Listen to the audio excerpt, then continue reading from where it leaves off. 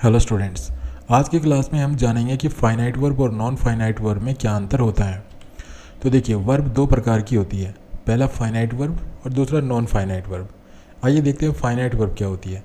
तो finite verb वो verb होती है जिस वर्ब पर सब्जेक्ट के नंबर और पर्सन तथा वाक्य के टेंस का प्रभाव पड़े।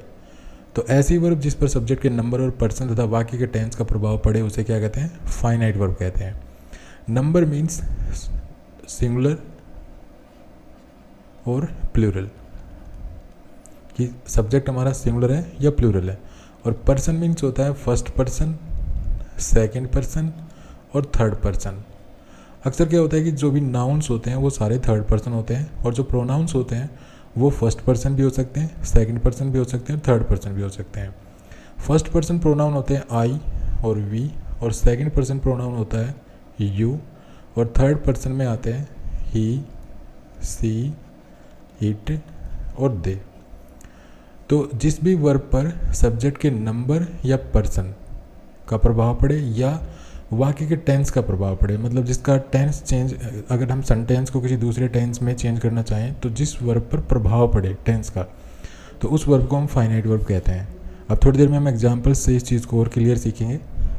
तो ये तो हो गई फाइनाइट वर्ब। दूसरा है नॉन फाइनाइट वर्ब।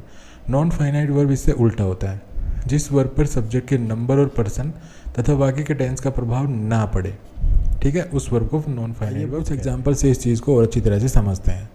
तो देखिए, तीन एग्जाम्पल्स देखिए। पहला एग्जाम्पल है I like to play, second example है सी लाइक्स टू प्ले, और थर्ड एग्जाम्पल है दे लाइक टू प्ले। इन तीनों ही एग्जाम्पल्स में दो दो वर्ब हैं। पहली वर्ब है लाइक, दूसरी प्ले। इसी प्रकार से इस सेंटेंस में भी पहली वर्ब लाइक, दूसरी प्ले, और इसमें भी लाइक और प्ले ये दो वर्ब्स हैं। तो यहाँ पर हम देख रहे हैं कि पहले सेंटेंस में ये जो लाइक वर्ब है ये एक फाइनाइट वर्ब है, क्योंकि इस पर सब्जेक्ट का प्रभाव है, ठीक है, ये सब्जेक्ट के कंट्रोल में है।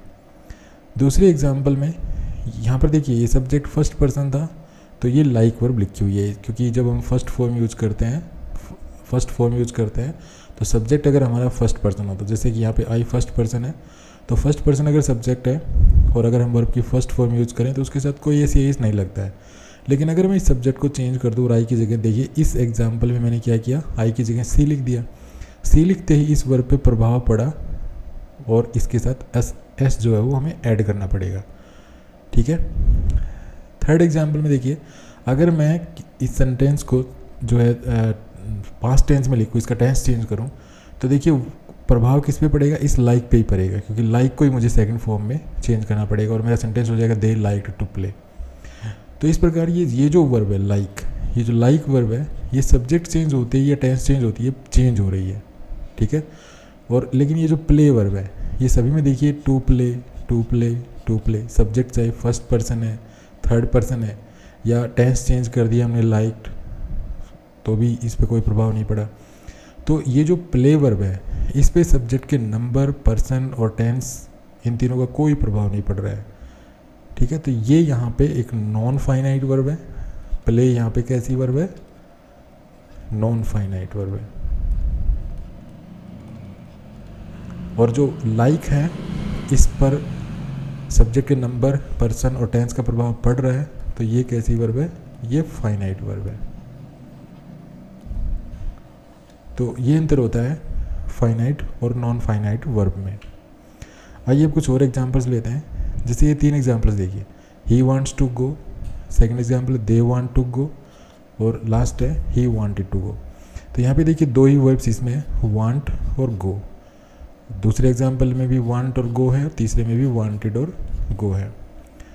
अब यहाँ पे देखिए ये जो वांट है इसके साथ एस लिख रखा है, क्योंकि सब्जेक्ट हमारा थर्ड पर्सन है और सिंगुलर नंबर है।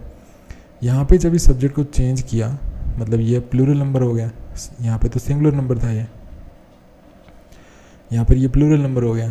तो प्लूरल नंबर होते ही देखिए वर्ब चेंज हो गई, वांट के साथ जो एस लगा हुआ था वांट, तो ये हट गया है यहाँ पे, ठीक है। लेकिन गो यहाँ पे जैसी थी गो, इसमें कोई परिवर्तन नहीं हुआ है। इससे अगला एग्जाम्पल में देखिए ही वांटेड टू गो, तो जब मैंने टेंस चेंज करना चाहा तो ये वांट, जो वांट टू वर्ब है यही टेंस को रिसीव कर रही है, ठीक है, गो पे। इस पर यहाँ पे भी कोई प्रभाव नहीं पड़ा। तो यहाँ पे अगर इन तीनों एग्जांपल्स में हम देखें तो यहाँ पे subject third person singular number था तो वांट्स यूज हो रहा था, सब्जेक्ट चेंज हुआ ये वर्ब चेंज हुई। यहाँ पे टेंस अगर मैंने चेंज करना चाहा सेंटेंस का तो ये वांट इसे यही टेंस रिसीव कर रही है। तो ऐसे में हम देख रहे हैं कि जो ये वांट वर्ब है इस पर सब्जेक्ट के नंबर, पर्सन और टेंस का प्रभाव पड़ रहा है। तो यहाँ पे ये कौन सी वर्ब हुई, ये हुई फाइनाइट वर्ब। और ये जो गो है इस पर कोई प्रभाव नहीं पड़ रहा है, तो यहाँ पे गो कैसी वर्ब हुई, नॉन फाइनाइट वर्ब। ठीक है, तो यहाँ पे तो देखिए नंबर चेंज हुआ है, यहाँ पे जो सब्जेक्ट है ना इसका नंबर चेंज हुआ है, ये थर्ड पर्सन सिंगुलर था ये थर्ड पर्सन प्लूरल हो गया। तो यहाँ पे नंबर का प्रभाव पड़ रहा है इस पे वांट वर्ब पे। लेकिन इससे पहले वाले एग्जाम्पल में अगर आप यहाँ देखें तो यहाँ पे पर्सन का प्रभाव पड़ रहा है। यहाँ पे देखिए फर्स्ट पर्सन था, यहाँ पे जैसे ही सब्जेक्ट चेंज हुआ थर्ड पर्सन हो गया। ठीक है, लेकिन वर्ब पे प्रभाव पड़ा है यहाँ पे जो लाइक वर्ब है टेंस रिसीव कर रही है। जब हमने टेंस चेंज किया, हमने पास्ट टेंस में लिखने की कोशिश की सेंटेंस को, तो ये वर्ब की सेकंड फॉर्म में लिखनी पड़ी। लेकिन यहाँ पे प्ले पे कोई इफेक्ट नहीं पड़ा। तो ये यहाँ पे प्ले यहाँ पे कैसी हुई वर्ब हुई, ये प्ले यहाँ पे नॉन फाइनाइट वर्ब हुई। और जो लाइक है वो कैसी वर्ब है यहाँ पे, ये फाइनाइट वर्ब है। चलिए एक और एग्जांपल लेते हैं, जैसे she works hard to pass the exam. तो यहाँ पे देखिए दो वर्ब है यहाँ पर भी, सी वर्क्स और टू पास। तो यहाँ पे वर्क के साथ एस लगा हुआ है क्योंकि इसका subject third person singular number है। यहाँ पे वर्क के साथ एस हट गया क्योंकि इसका सब्जेक्ट चेंज हो गया और ये सिंगुलर नंबर से हो गया प्लूरल नंबर। ठीक है, लेकिन यहाँ पास पे यहाँ पे कोई प्रभाव नहीं पड़ा। इस सेंटेंस में देखिए जब टेंस चेंज करना पड़ा, जब मैंने टेंस चेंज करने की सोची तो ये वर्क है, यही वर्ब टेंस को रिसीव कर रही है। लेकिन पास पे यहाँ पे कोई प्रभाव नहीं पड़ा। तो यहाँ पे जो पास वर्ब है वो हो गई नॉन फाइनाइट वर्ब, क्योंकि ये सब्जेक्ट के नंबर, पर्सन और सेंटेंस के टेंस से बिल्कुल फ्री है। ठीक है, टेंस का, सब्जेक्ट के नंबर, पर्सन का इस वर्ब पर कोई कंट्रोल नहीं है। पास तो हो गई नॉन फाइनाइट वर्ब और वर्क कैसी हो गई यहाँ पे, फाइनाइट वर्ब।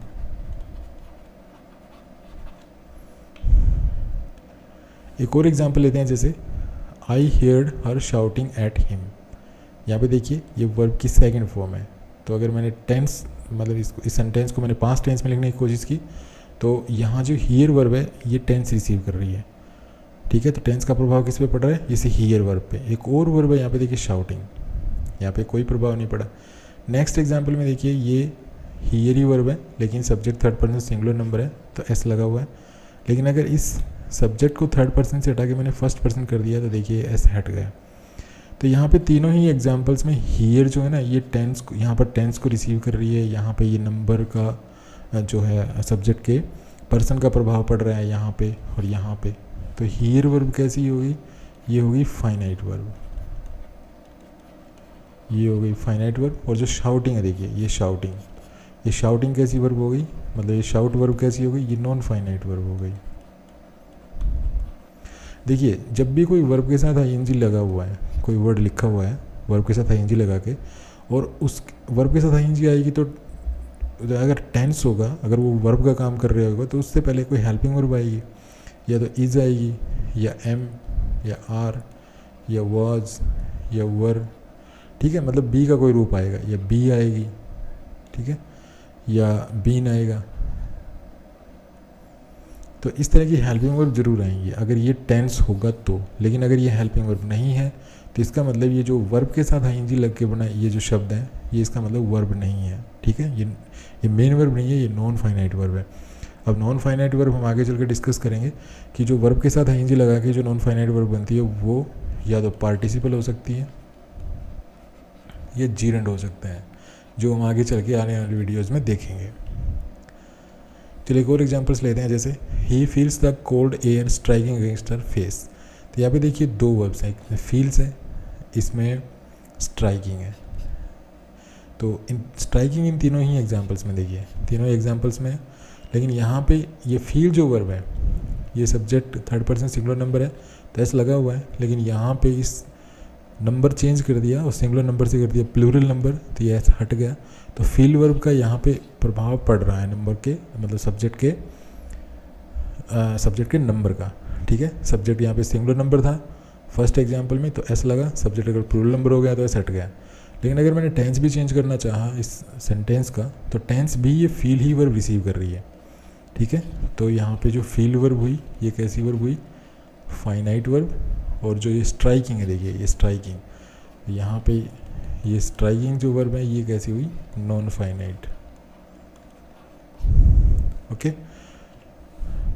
तो नॉन फाइनाइट वर्ब से एक्शन का बोध जरूर होता है, लेकिन ये वर्ब वाक्य की मुख्य वर्ब नहीं होती है, ठीक है। ये सेंटेंस की मेन वर्ब नहीं होती है, हालांकि इनसे एक्शन का बोध जरूर होता है। जिस प्रकार से मेन वर्ब से एक एक्शन का बोध होता है, तो इसी प्रकार से नॉन फाइनाइट वर्ब से भी एक्शन का बोध होता है, एक्शन या सिचुएशन का बोध होता है, लेकिन इस सेंटेंस में मेन वर्ब नहीं होती है। एक सेंटेंस में फाइनाइट वर्ब का होना जरूरी है। एक सेंटेंस में फाइनाइट वर्ब आपको 100% मिलेगी, लेकिन नॉन फाइनाइट वर्ब जरूरी नहीं है कि मिले, ठीक है। नॉन फाइनाइट हो भी सकती है, नहीं भी हो सकती है। और फाइनाइट वर्ब जब आ लेगी पहले सेंटेंस में, तो उसके बाद हम नॉन फाइनाइट वर्ब यूज़ करते हैं। ऐसा नहीं कि पहले नॉन फाइनाइट वर्ब लिख दी बाद में फाइनाइट वर्ब लिख दी।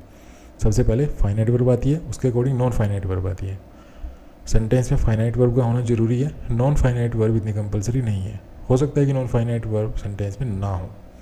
जैसे अगर मैं लिखूँ एक सेंटेंस लिखूँ, जैसे ही किल्ड द स्नेक, अब इस सेंटेंस में कोई नॉन फाइनाइट वर्ब नहीं है, ठीक है। यहाँ पे फाइनाइट वर्ब है, तो फाइनाइट वर्ब जरूर होती है सेंटेंस में, नॉन फाइनाइट वर्ब इतनी ज़रूरी नहीं है। अब हम ज़रूरत के मुताबिक उसको यूज़ करते हैं। तो जो नॉन फाइनाइट वर्ब होती है ये एक एक्शन का वो जरूर कराती है, लेकिन इस सेंटेंस में मेन वर्ब नहीं होती है। लेकिन यहाँ एक महत्वपूर्ण पॉइंट ये है कि जिस प्रकार से वर्ब का ऑब्जेक्ट होता है, तो नॉन फाइनाइट वर्ब का भी ऑब्जेक्ट हो सकता है। जैसे यहाँ पे देखिए smoking cigarette is harmful to health, तो यहाँ पे देखिए स्मोकिंग सिगरेट, तो ये देखिए जैसे मैंने बताया था आपको कि वर्ब के साथ अगर आईएनजी है और उसके साथ कोई बी की फॉर्म नहीं है, तो इसका मतलब वो वर्ब तो है नहीं, तो ये मेन वर्ब तो नहीं है ये, ठीक है ना। तो ये क्या है, अब ये कोई ना कोई नॉन फाइनाइट वर्ब है, तो नॉन फाइनाइट वर्ब है, तो इसके बाद देखिए सिगरेट इसका ऑब्जेक्ट है।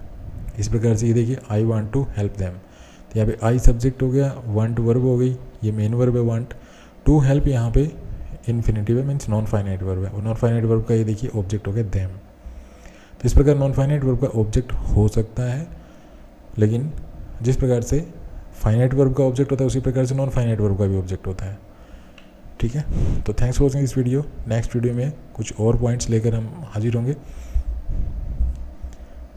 Thanks for watching this video. अगर वीडियो अच्छा लगा हो तो प्लीज़ लाइक कीजिए, शेयर कीजिए, चैनल को सब्सक्राइब करना ना भूलें। Thanks again for watching this video. Happy learning, bye bye.